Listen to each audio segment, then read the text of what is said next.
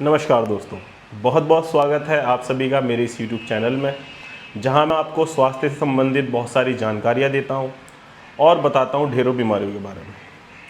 दोस्तों, आज मैं आपको कुछ ऐसे फूड आइटम्स के बारे में बताऊंगा जो आपके गदूद या प्रोस्टेट के कैंसर के रिस्क को कम करते हैं और प्रोस्टेट को बढ़ने से भी रोकते हैं। तो दोस्तों, यही सब बातें आज मैं आपको इस वीडियो में बताने वाला हूँ। मैं आपका अपना फैमिली डॉक्टर फैसल इमामी। इस अमेजिंग वीडियो को शुरू करते हैं।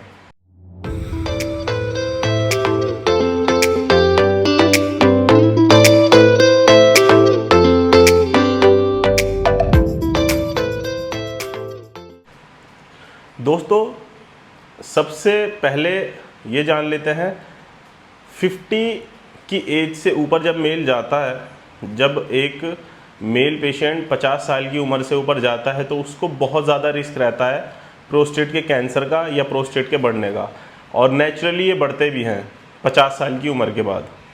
तो दोस्तों, कुछ ऐसे फ्रूट्स हैं, कुछ ऐसे वेजिटेबल्स हैं जिनके सेवन करने से आपको प्रोस्टेट की प्रॉब्लम नहीं होती और 50% घट जाती है और कैंसर के भी चांसेस बहुत मिनिमल हो जाते हैं।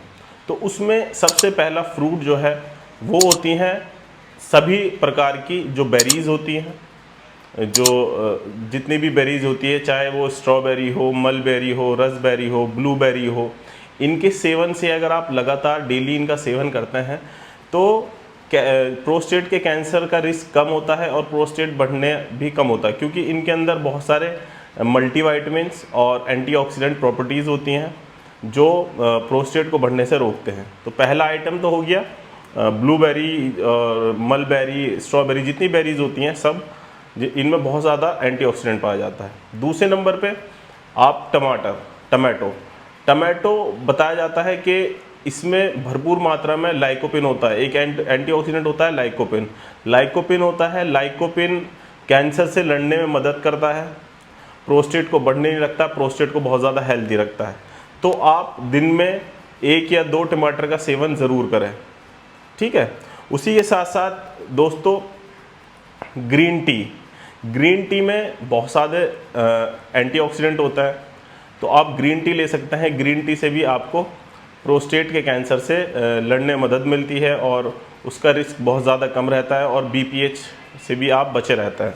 दोस्तों, उसी तरीके से जितनी भी ग्रीन वेजीज होती हैं, ठीक है ना, जितनी भी हरी सब्जियां होती हैं, उनसे आपको बहुत ज़्यादा मल्टीविटामिन्स, एंटीऑक्सीडेंट्स और मिनरल्स बहुत सारे मिलते हैं, जिनसे आपको प्रोस्टेट के कैंसर से लड़ने में मदद मिलती है। प्रोस्टेट बीपीएच का खतरा भी नहीं रहता। अब ग्रीन वेजीज में जैसे ब्रोकली हो गई और कैबेज हो गई, पत्ता गोभी हो गई और नॉर्मल गोभी हो गई और जो तुम्हारी पालक हो गया, ठीक है ना, ये सब ग्रीन वेजीज में आते हैं। तो इनमें बहुत ज़्यादा तुम्हारा जो है मल्टीविटामिन्स, एंटीऑक्सीडेंट्स और मिनरल्स पाए जाते हैं, जिनसे आपका पेट भी सही रहता है, कॉन्स्टिपेशन भी नहीं रहता और प्रोस्टेट भी आपके इलाज नहीं होता है, ठीक है ना दोस्तों।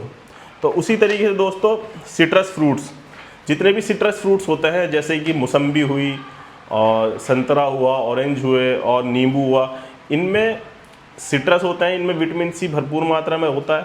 तो विटामिन सी भी बहुत मदद करता है प्रोस्टेट को बढ़ने से रोकने में, ठीक है ना। तो बीपीएच भी नहीं होता, और अगर आप दिन में 1-2 संतरा खा रहे हैं या एक लेमन पानी में डाल के ले रहे हैं तो आपको बीपीएच का खतरा बहुत कम रहता है, ठीक है ना। उसी तरीके से दोस्तों, गार्लिक और ऑनियन, अगर आप लहसुन और प्याज डेली लेते हैं, एक लेते हैं, 1-2 जगह लहसुन का और एक प्याज लेते हैं सलाद में, तो इसमें भी दोस्तों एक एंटी इन्फ्लामेटरी प्रॉपर्टीज़ होती हैं।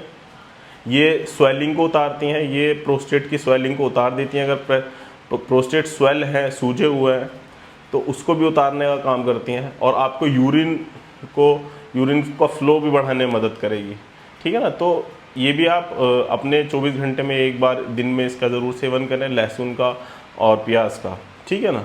उसी के साथ साथ दोस्तों, जितने भी ओमेगा 3 फैटी एसिड की चीज़ें हैं, चाहे उसमें बीन्स हुई, सोयाबीन्स हुई और सैल्मन हुई, जो मछली आती है सैल्मन, वो हुई, आप फ़िश का भी यूज़ कर सकते हैं, ठीक है ना, जिसमें रिच मात्रा में ओमेगा 3 फैटी एसिड्स होता है। ओमेगा 3 फैटी एसिड्स भी आपके जो गलत चीज़ होती है, जैसे कैंसर के सेल्स होते हैं, उनको ग्रो करने से रोकता है और ताकत मिलती है, इम्यूनिटी बढ़ती है, और प्रोस्टेट भी कम होता है, प्रोस्टेट का रिस्क भी कम होता है, बीपीएच का रिस्क कम होता है, कैंसर का रिस्क कम होता है।